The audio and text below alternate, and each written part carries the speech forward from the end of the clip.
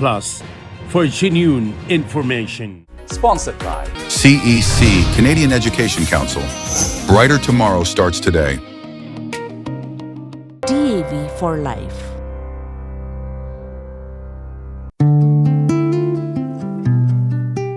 Info Plus for genuine information.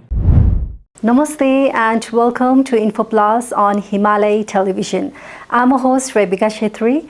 Today we are honored to be joined by His Excellency Jan Thesleff, Ambassador of Sweden to Nepal, for a special farewell conversation as he concludes his diplomatic tenure. During his time, he has played an important role in strengthening the friendship between Sweden and Nepal.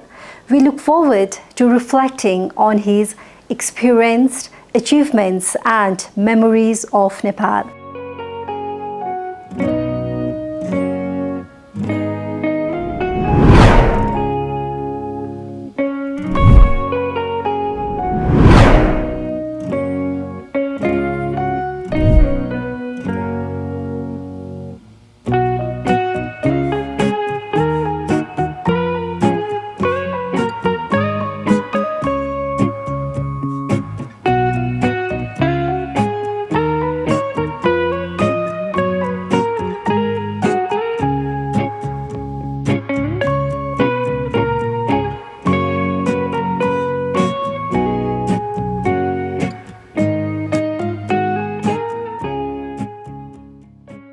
Your Excellency, Namaste. Namaste.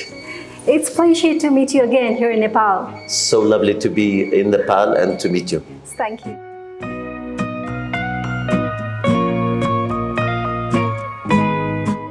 Jan Thesleff bids farewell to Nepal after a memorable diplomatic journey. We celebrate a leader who is strengthening the enduring friendship between Sweden and Nepal.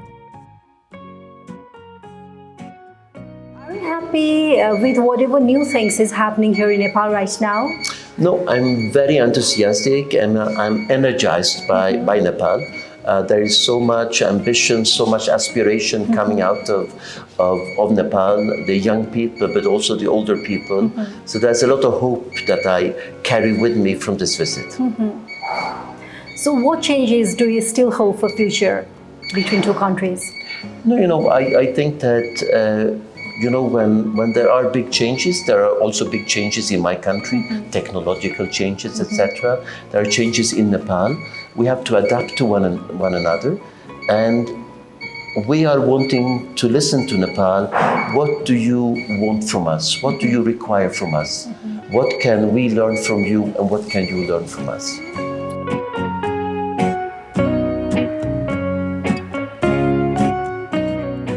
Based in New Delhi, Ambassador Jan Thesleff has served as Sweden's ambassador to India and concurrently aggregate ambassador to Nepal, working to deepen cooperation in innovation, sustainability, development, trade, and people-to-people relations.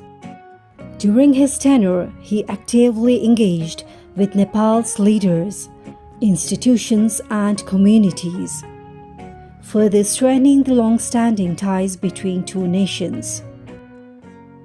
As he concludes this chapter of his diplomatic service, Nepal extends its gratitude for his dedication and contributions. We wish His Excellency Jan Thesleff continued success, good health, and new achievements in the year ahead. Thank you for your friendship with Nepal and farewell.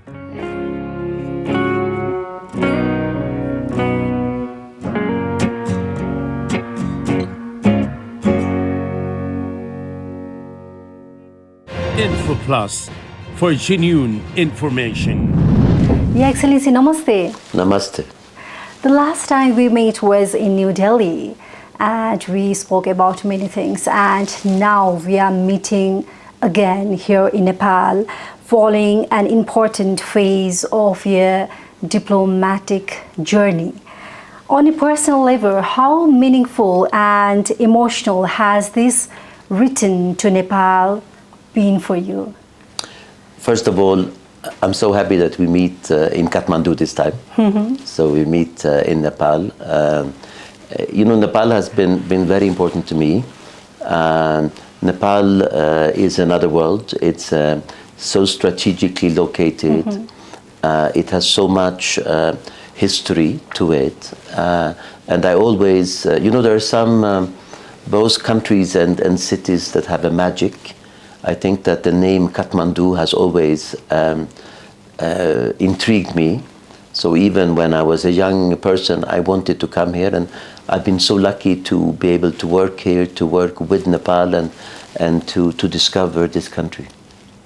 That's so nice.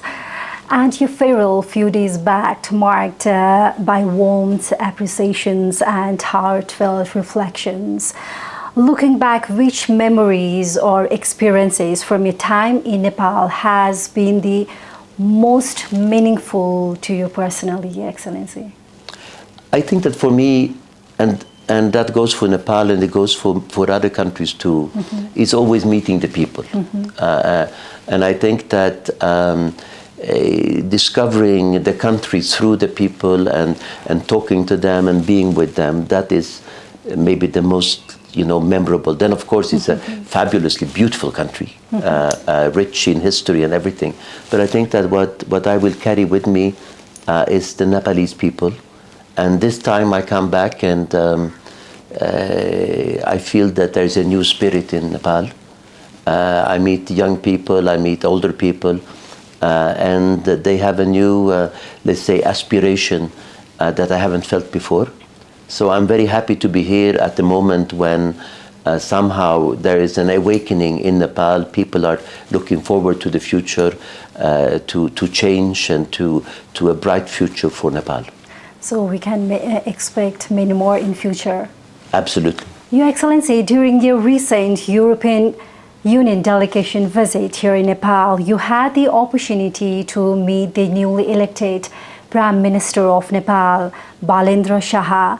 How has been your experience meeting him, and what kind of vision, leadership and energy did you observe in Nepal's new political direction? First of all, this visit was very important. I came together with 21 of my colleagues for this EU mission. Many of us cover Nepal from New Delhi, so people came traveling, and these visits are so important because this is a way for us to learn firsthand about Nepal, and also to tell our Nepalese colleagues and friends what's going on in Europe and what are the priorities and what's changing. The meeting with your Honorable Prime Minister was, of course, very important. I know that he's been extremely busy. He's not been receiving so many people yet because he's been focusing on Nepal and on the domestic issues, and I think that is very, very natural and very good. We had a very good meeting. We had a meeting of 2 hours of exchange between us, and again, I come back to what I said before. I think he represents a new era, a young Nepal. I think 50% of your population is under the age of 25. So it's a new era, and I hope that new era, that new way of doing things will remain and will persist, because there is no reason to go back to traditional ways of doing things. He has a new philosophy, has a new approach, and I think that's very refreshing. He was very friendly, he was very frank with us, and I hope that Sweden and Nepal will be able to do things together under his leadership.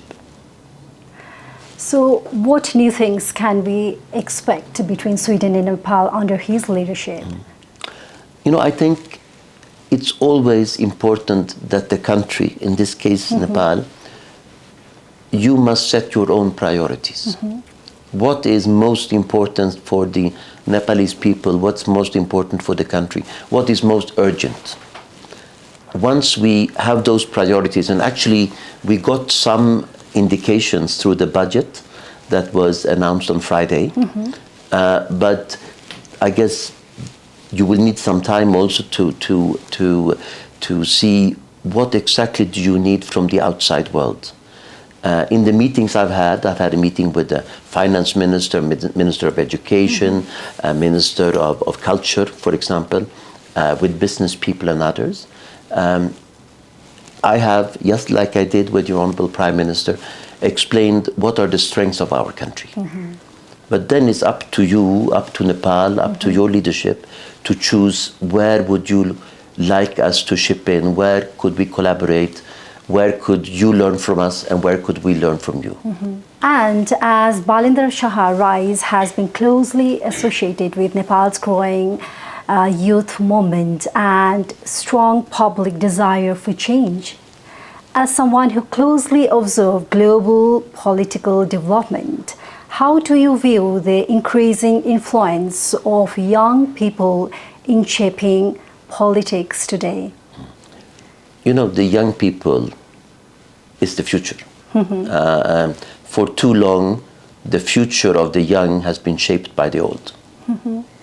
I think that older people are important because they carry an experience with them.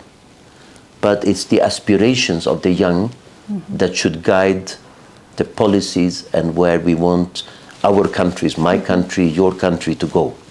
So I think that to listen to the voices of the young, the aspirations, the ambitions, the priorities of the young is crucial. By that said, of course, it's also important to have the experience of people who have worked for a long time, be it in specialized lines of, be it in business, be it in policy, etc. But the priorities of the young should guide the future policies. That's my conviction. And also we can see that Nepal's younger generation is becoming increasingly active across multiple sectors like politics and entrepreneurship to climate advocacy and digital media. What has impressed you the most about Nepal's Gen Z generation, Your Excellency? What has struck me is how similar Nepal's youth, young society is to the society of my country. We are ranked as the most innovative European country of all the EU countries. We are the most innovative country. We have a very strong tradition of entrepreneurship. We have managed to create so many unicorns, $1 billion companies from startups. So the same entrepreneurial and innovative spirit that I see in my country, I also see in Nepal. So I think that there is, a link between our countries, between the young communities. And I think that Nepal's future is very much in its people. That's the biggest resource of the country. They are talented, they are innovative, and they want things. So I hope that building on that talent and on that ambition, maybe Nepal and Sweden can follow one another in one another's footsteps.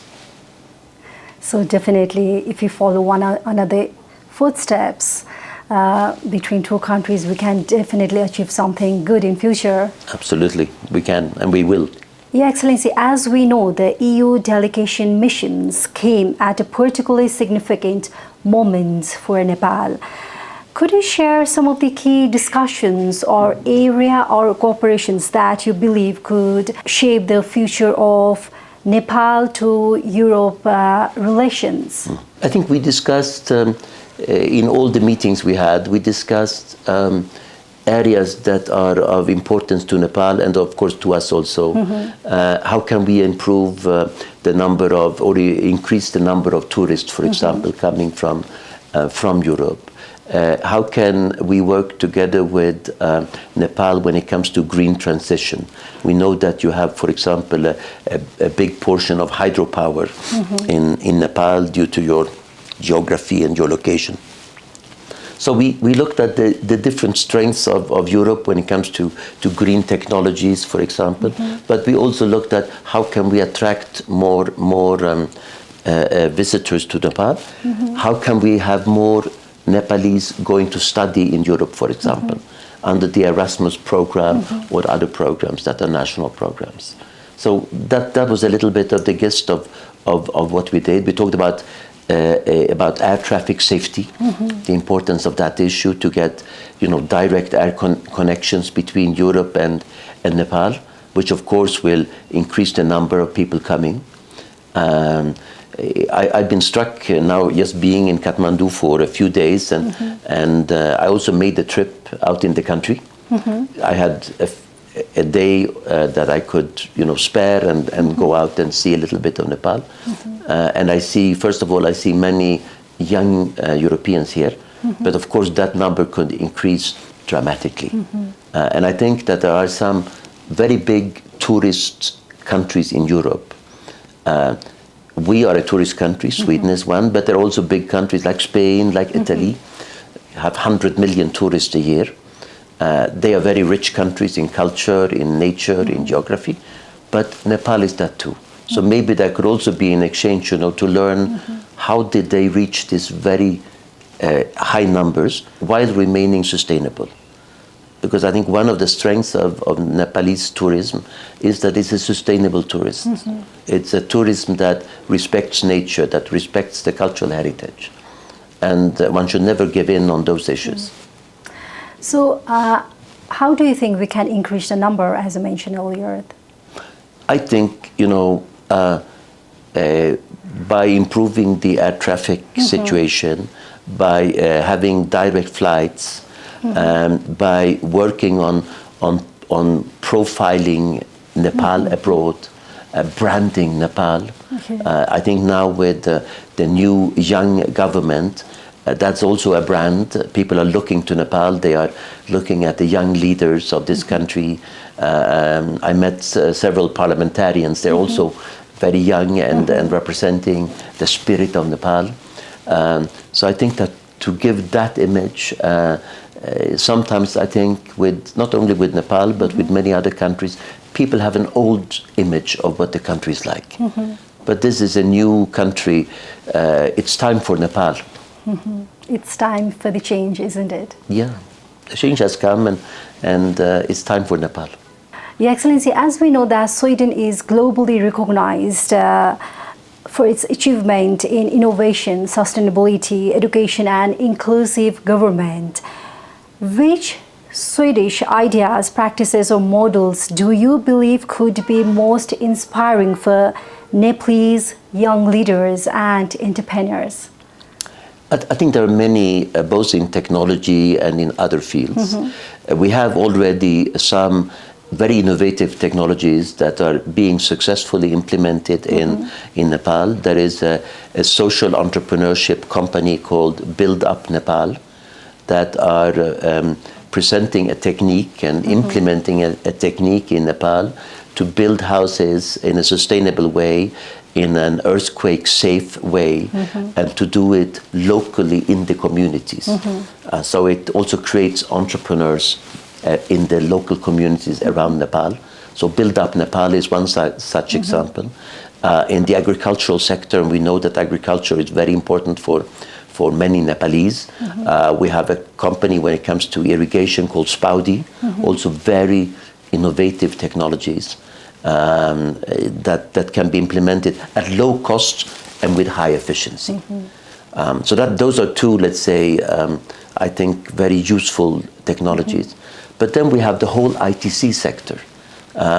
You have a very IT-savvy young population. And I think there we can also find connections between us. We see already now Swedish companies that have, since a couple of years, set up their businesses here for IT business, not only for Nepal, but for the world. They have their IT base here. Because with new technologies, it doesn't matter where you are. It's borderless. You can be in Nepal, you can be in Sweden, you can be somewhere else. And then I think Nepal is a good base. So we can hope lots of good things coming up, lots of collaboration and agreements, I believe. No, for sure. I think a lot of things will be coming.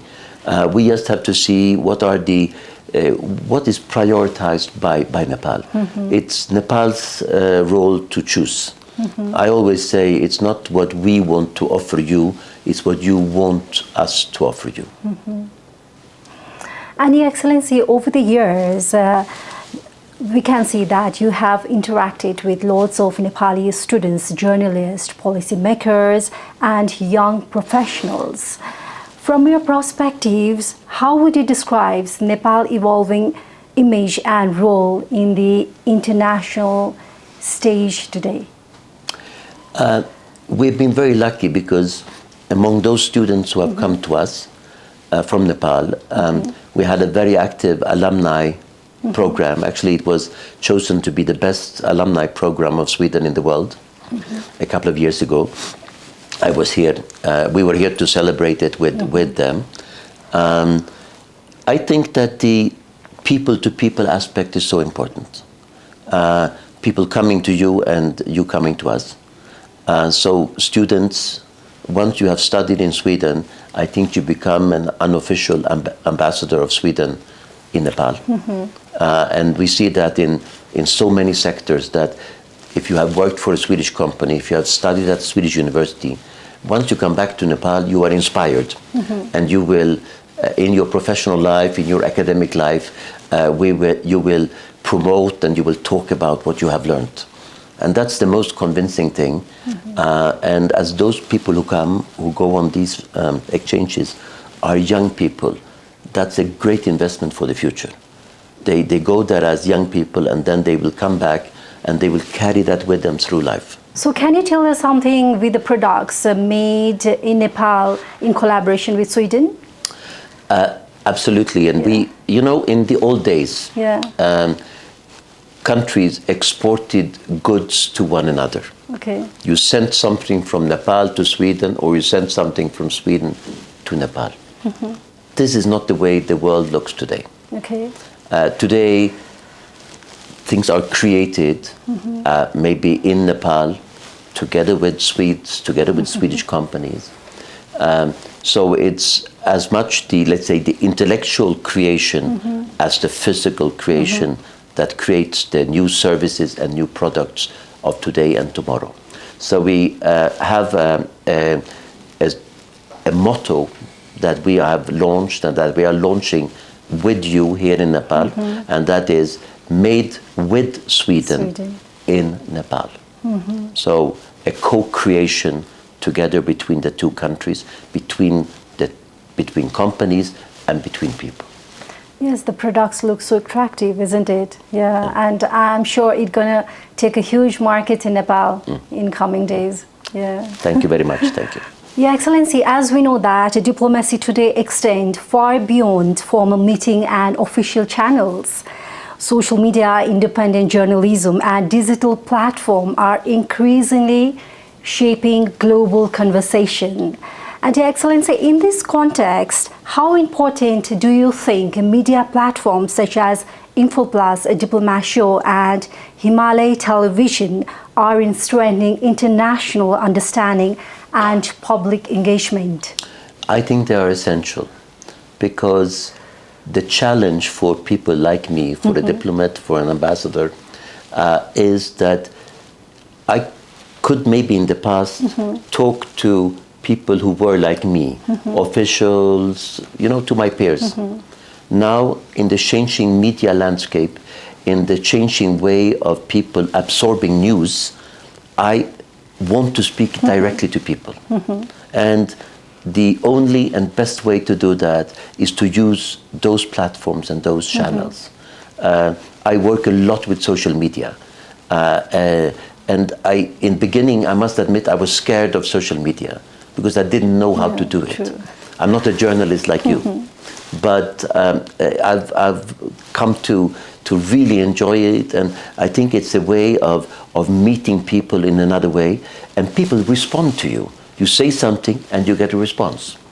And you get a response from the grassroots, from people in the country, not only from the officials. That said, official contacts are very important. Visits are very important.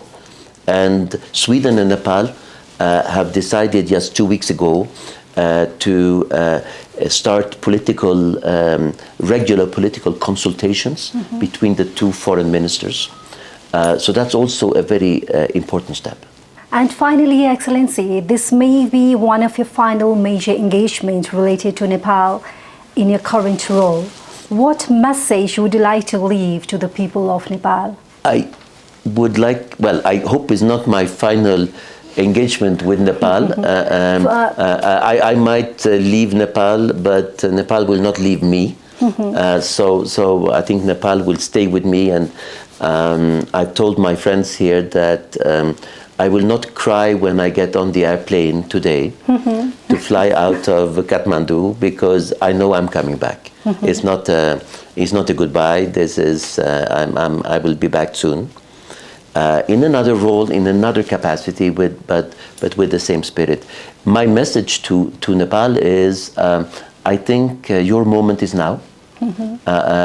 Of course, you have to grasp that moment. You have to catch the moment. But I think there are great opportunities ahead. Try to profit from this. You have a fantastic country. I think that there are great opportunities in this country. You just have to dig a little bit to find the good opportunities for you. Again, it's the people that is the greatest natural resource of this country. What one message would you like to give, particularly to the younger generations, inspiring to a more connected, global and hopeful future? Learn from the mistake of others. You can always, leapfrog when you look at what has been working for others, what has not been working for others. It goes for technologies, it goes for policies. Learn and listen, but then go your own way. Don't adopt fully what anyone else has done, because there is not one size that will fit all. There is one size that fits Nepal, another size that fits another country. So find the right measures, the right way of doing things. Do it the Nepalese way. And that's how I think this country is succeeding and will succeed. And with that, Your Excellency, I would like to thank you so much for speaking with us again on InfoPlus Himalaya Television. And it's been an honor to have you on our show. And we wish you all the best for your future and good work. Thank you. And namaste. Thank you. Namaste. Your Excellency, thank you for sharing your thoughts and experience with us today. It has been a pleasure having you on this program and learning about your journey in Nepal. We sincerely appreciate your contribution to strengthening Nepal to Sweden relations and wish you every success in your future endeavors. Namaste. InfoPlus, for genuine information.